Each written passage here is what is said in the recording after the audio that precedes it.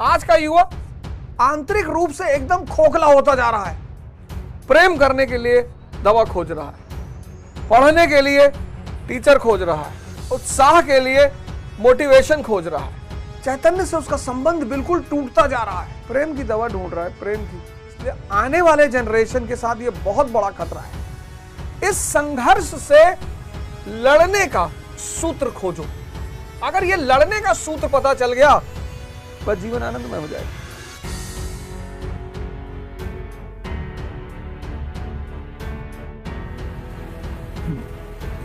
जय हिंद फ्रेंड्स।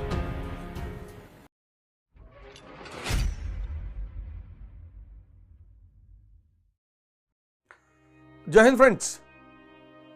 सद्गुरु भगवान की चरणों में सादर चरण स्पर्श। यथार्थ गीता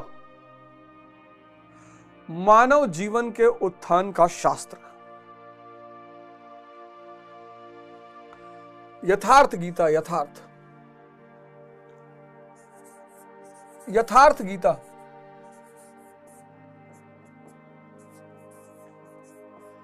मानव जीवन के उत्थान, मानव जीवन के उत्थान का शास्त्र।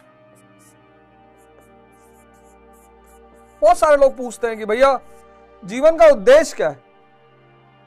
बहुत सारे लोग, लाखों हजारों लोगों का प्रश्न है कि जीवन का उद्देश्य क्या है। उत्थान, एवोल्यूशन। आप और हम सब पशु की स्थिति में हैं, पैदा होते हैं। पशु यानी जो सिर्फ इंद्रियों पर जीवित रहे। हनुमान जी बंदर है, लेकिन प्रभु की शरण में आकर, राम को पाकर हनुमान जी भी भगवान हो गए। यही है जीवन का उद्देश्य। राम को पाकर हनुमान जी भी भगवान हो गए। हम सब पशु के स्तर पर जन्म लेते हैं, और कभी कभी तो पशु से बदतर। पशु का कम से कम धर्म बंधा हुआ है। बकरी घास खाती है, शेर मांस खाता है, सबका एक सीजन है प्रजनन का, सब उनका धर्म बंधा हुआ है। मानव तो स्वच्छंद है। मानव के जीवन से अगर धर्म निकाल लिया जाए तो जंगल से बुरी स्थिति हो जाए। जंगल से बुरी स्थिति हो जाए, जंगल से। इसीलिए धर्म, मैं बार बार कहता हूं, बहुत आवश्यक है। तो जीवन जो है वो संघर्ष है। उत्थान का मतलब संघर्ष। अब जीवन जो है संघर्ष। अब इस संघर्ष 95% लोग संघर्ष से बचना चाहते हैं, बस वही परेशान है। 95% लोग संघर्ष से बचना चाहते हैं, बस वही परेशान है। इस संघर्ष से लड़ने का सूत्र खोजो। अगर ये लड़ने का सूत्र पता चल गया, बस जीवन आनंदमय हो जाएगा। बस जीवन युद्ध है और तुमको युद्ध की कला आ गई। पानी किसके लिए खतरा है? जो तैरना नहीं जानता। जो तैरना सीख गया उसके लिए पानी आनंद हो गया। दुर्योधन से बचो। ये दुर्योधन है, इससे बचना है। मैं दूषित धन, बाहर की तरफ भागता, प्रकृति की तरफ। बच्चे में दुर्योधन है ही नहीं। बच्चे में दुर्योधन इसलिए तो निर्मल है। बच्चे में दुर्योधन नहीं है, और काशी उसकी बड़ी मजबूत है। काशी यानी शरीर। लेकिन आज बच्चे को भी दुर्योधन दिया जा रहा है, मोबाइल। ये बच्चे का दुर्योधन है मोबाइल। ये उसे बाहर की तरफ ले जा रहा है, और जितना उसे बाहर की तरफ ले जाएगा उतना आंतरिक विकास की संभावनाएं कम होती जाएंगी। इसलिए आने वाले जनरेशन के साथ ये बहुत बड़ा खतरा है। बहुत सारे माँ बाप हैं, काम कर रहे हैं, सेवा कर रहे हैं, सर्विस कर रहे हैं, तो अपने आप को बचाने के लिए, बड़ी माताएं भाई काम कर रही हैं, ऑफिस में जॉब कर रही हैं, अब उनको बच्चा नहीं चाहिए डिस्टर्ब करे, तो मोबाइल पकड़ा दिया। कुछ और विकल्प निकालिए। हर चीज का कुछ ना कुछ अच्छा विकल्प होता है, कुछ और विकल्प निकालिए। पर यह मोबाइल बच्चे में भी दुर्योधन को पैदा कर रहा है। युवा युवा दुर्योधन आ गया, दुर्योधन आ गया और काया भी मजबूत है।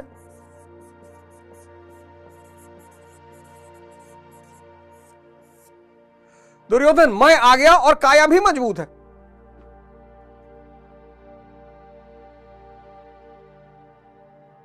अब ये बाहर भागेगा, लेकिन बाहर इसको कुछ मिलेगा नहीं। आज का युवा प्रेम करने के लिए दवा खोज रहा है, पढ़ने के लिए टीचर खोज रहा है,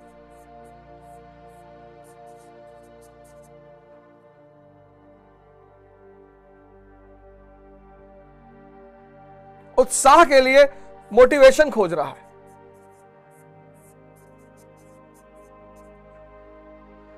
क्योंकि निरंतर बाहर भाग रहा है, निरंतर है ही नहीं अंदर।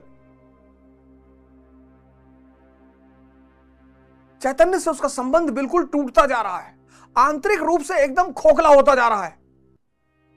प्रेम की दवा ढूंढ रहा है, प्रेम की। मन को शांत रखने के लिए नशा कर रहा है। मन अशांत क्यों है? मन को शांत रखने के लिए नशा कर रहा है।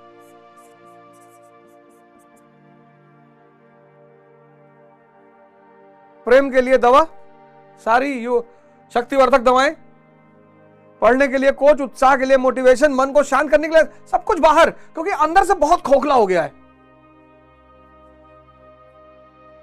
उसका दुर्योधन बहुत मजबूत हो गया है, उसको पता ही नहीं चल पा रहा है। बाहर है, बाहर किताब पढ़ रहा है, कुछ हजम नहीं हो रहा है।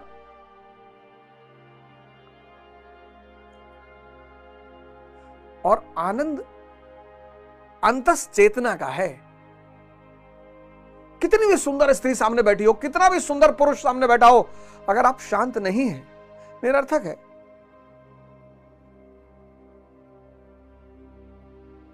निरर्थक है। महा अजय संसार रिप जीत सके सो वीर, तुलसीदास जी मानस में कहते हैं, महा अजय संसार रिप जीत सके सो वीर।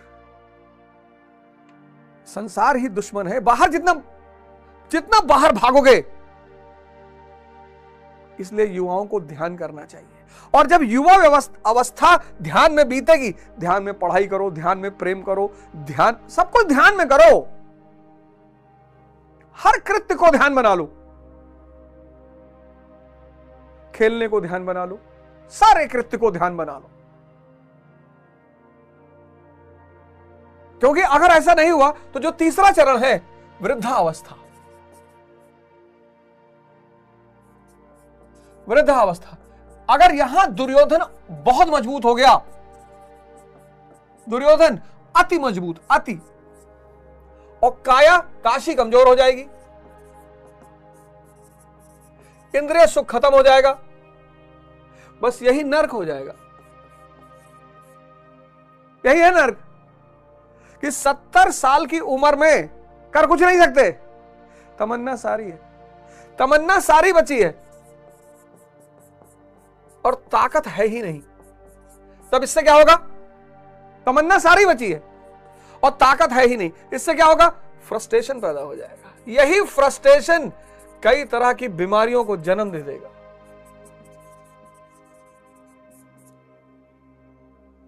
और इन बीमारियों के साथ अगर 70 से 90 तक जिंदा रहना पड़ा,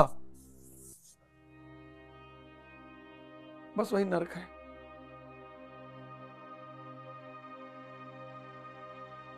बस वही नरक है। और वृद्धा अवस्था अगर बीमारियों से मुक्त है, बस वही स्वर्ग है। स्वर्ग और नर्क काशी में ही घटता है।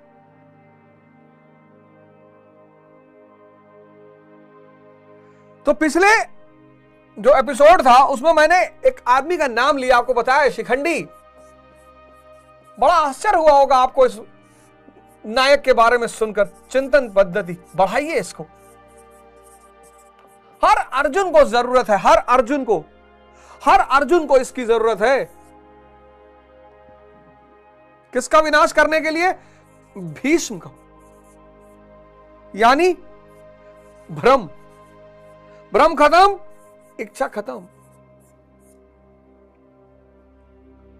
शरीर भोग नहीं सकते, गाड़ी भोग नहीं सकते,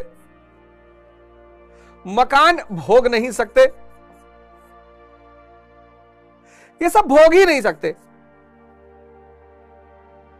तभी तो कहा गया सद चित आनंद। जिसका चित्त सत्य से जुड़ गया बस वही आनंद में है। तो जब शरीर भोग नहीं सकते तब बस एक बात क्लियर हो गई कि पत्नी को सम्मान करना है, इज्जत देना है।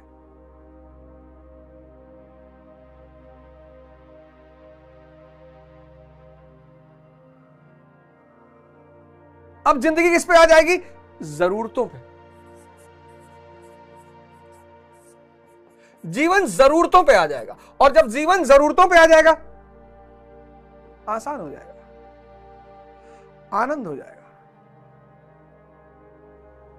इच्छा खत्म, मन बाहर भागना खत्म। लेकिन पहले भ्रम खत्म करना पड़ेगा, और भ्रम कैसे खत्म होगा? चिंतन पद्धति से। दुनिया में एक बड़ी फेमस औरत रही क्लियोपैट्रा, मिस्र की महारानी रही। उस एकमात्र सबूत है, ऐसे बड़े सारे घटनाएं हुई होंगी, एकमात्र जबरदस्त सबूत है कि उसके मरने के बाद, वो इतनी सुंदर थी कि उसके मरने के बाद उसके शरीर से बलात्कार किया गया, उसको भोगने की कोशिश की गई। शरीर भोग नहीं पाएगा, कोई नहीं पाएगा भोग, कोई पाया ही नहीं। कोई राजा महाराजा आजकल आज तक संतुष्ट मरा ही। ये क्या बात है? ये सन्यासी साधु महात्मा समाधि ले लेते हैं, हम जा रहे हैं, क्यों इतने मस्त हैं? ये हमारे गुरु महाराज अलगानंद महाराज, उनके गुरु भाई दारकुंडी महाराज, फिर ऐसे न जाने कितने महाराज जी लोग, ये सब क्यों मस्त हैं? इन्होंने दुर्योधन को देख लिया, और दुर्योधन को इन्होंने क्या किया है? धनंजय में परिवर्तित कर दिया है। आत्मिक संपत्ति, दूषित धन को आत्मिक संपत्ति से कब्जा कर लिया है। और इन सब के पास आश्रम में एक कृष्ण है।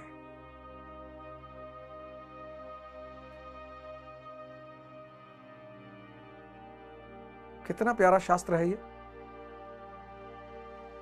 कितना प्यारा शास्त्र है।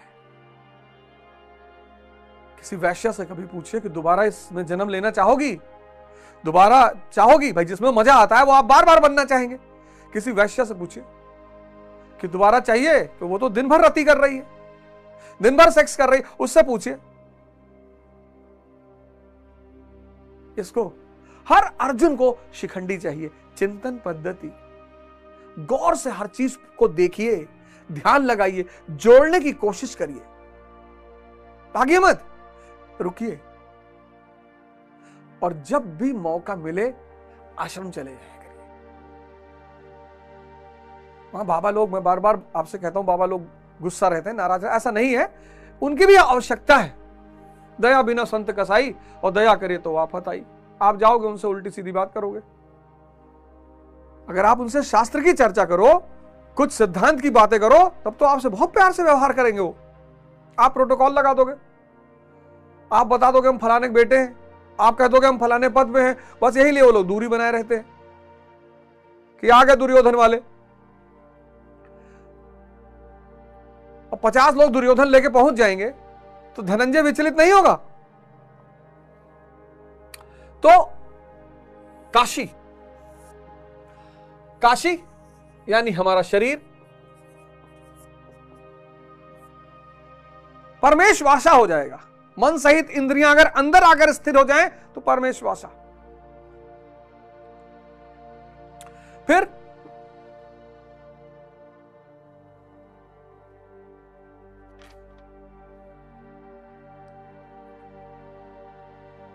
फिर इस काशी को शिखंडी रूपी महारथी का सहारा, शिखंडी यानी चिंतन पद्धति। काशी को क्या चाहिए? चिंतन पद्धति। हर अर्जुन की जरूरत है। फिर अचल मन, विराट दृष्टि,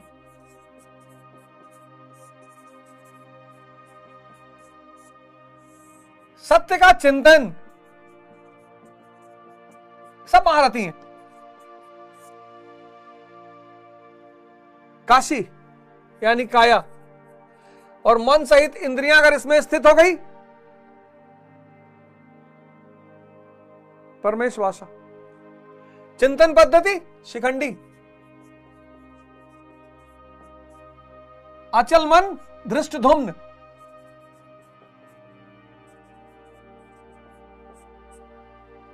विराट सात्विक,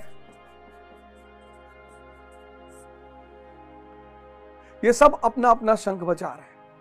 फिर इन सबके साथ अगला कौन है? द्रुपद, अचल पद। किसका पिता है? धृष्टधुम्न का। अचल मन अचल पद दिलाएगा, धृष्टधुम्न। फिर द्रौपदी के 5 पुत्र, द्रौपदी के 5 पुत्र, सहृदयता,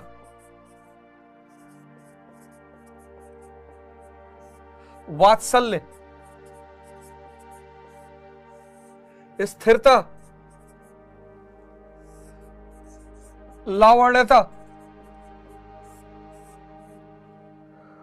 सौम्यता। इन सब ने सबको जोड़िए एक साथ।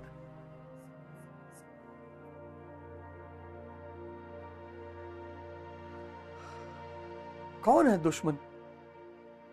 ये सब क्यों पैदा होंगे? शत्रु कौन है?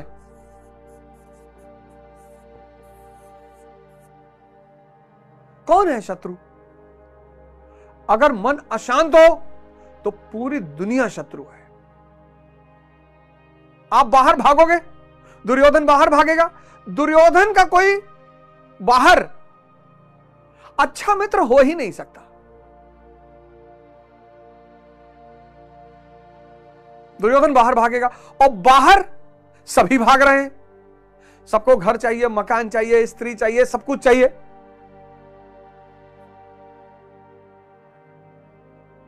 तो कहां किसी के लिए वात्सल्यता पैदा होगी? कहां किसी के लिए सहृदयता पैदा होगी? कहां स्थिरता पैदा होगी? कहां लावण्यता पैदा होगी? कहां सौम्यता पैदा हो ही नहीं सकता। एक अचल मन जिसकी दृष्टि विराट पर है, एक अचल मन जिसकी दृष्टि विराट पर है, और जो हमेशा सत्य के चिंतन में है।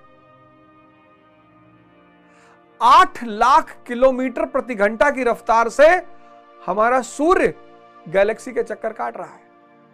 8 लाख प्रति घंटा, और 25 लाख प्रति घंटा के रफ्तार से हमारी गैलेक्सी ब्रह्मांड में घूम रही है।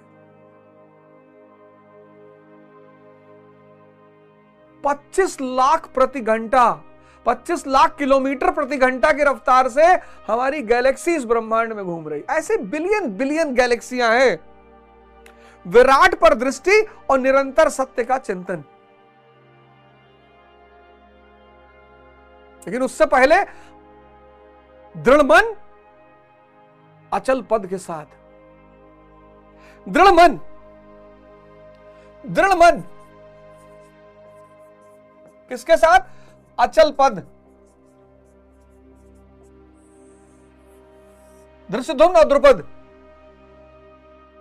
फिर इस दृढ़ मन जो अचल पद के साथ है, इसकी नजर किस पे है? विराट पे। यह कर क्या रहा है? निरंतर सत्य का चिंतन। इसके पास एक मजबूत चिंतन पद्धति है। शिखंडी इसका साथी है। इसकी काशी में ही, काशी यानी शरीर, इसमें इंद्रियां और मन स्थित हो चुके हैं।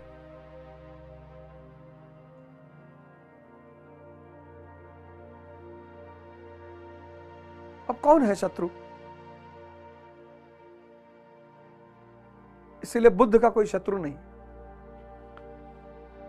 बाहर कोई घोषणा ही नहीं, राजा नहीं बनना बाहर, अब तो ब्रह्मांड के मालिक बन चुके हैं ना। पर कहें किससे? यह आंतरिक विकास, आंतरिक उपलब्धि, यह स्वयं को दिखाई पड़ती है। इसलिए दुनिया वाले इन जागृत महापुरुषों को देखकर बड़े दुखी होते हैं कि तुम्हारे पास क्या है।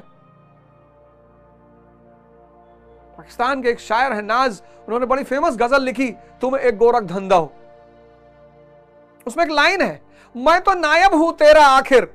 अल्लाह से कहते हैं भगवान से कि मैं तो तुम्हारा नायब हूं, फिर क्यों कहते हो कि तेरा क्या है? जो आदमी जागृत नहीं है, अवध ओझा, ये जागृत नहीं है। इसके पास एक मकान है, इसके पास एक गाड़ी है, इसके पास एक पत्नी है, 3 बच्चे हैं,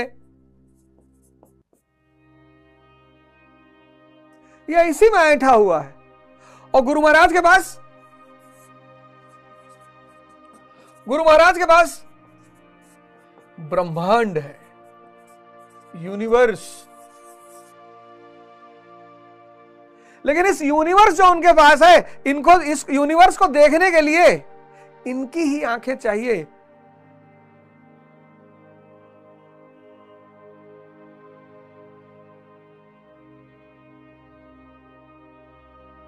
इसको लगता है कि अबे मैं फॉर्च्यूनर से आश्रम आता हूं।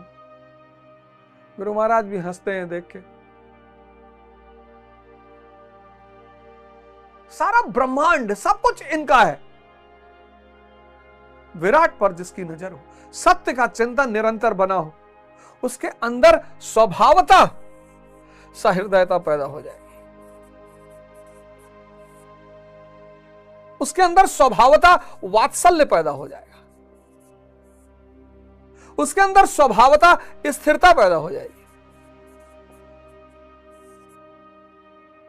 उसके अंदर स्वभावतः लावण्यता पैदा हो जाएगी। उसके अंदर स्वभावतः सौम्यता पैदा हो जाएगी।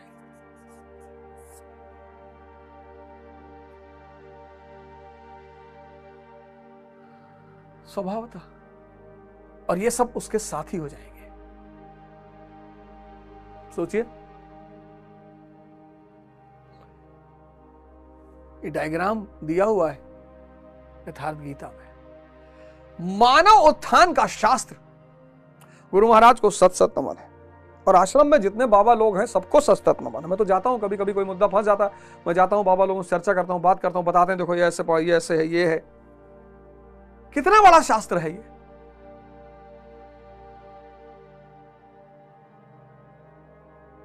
ये देखिए डायग्राम।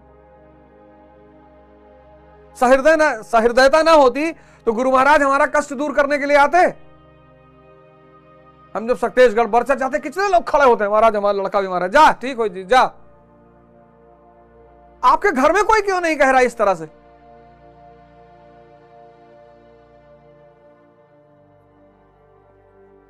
मैं हमेशा खुद से ही परेशान रहता, इसलिए आप महाभारत सीरियल देखेंगे ना तो दुर्योधन हमेशा क्रोध में है, अंदर से खोखला है ना, अंदर से खोखला है दुर्योधन। ये देखिए,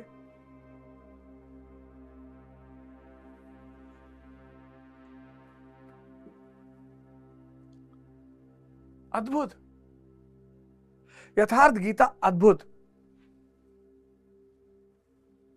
अद्भुत गुरु महाराज का अद्भुत कृत्य है यथार्थ गीता।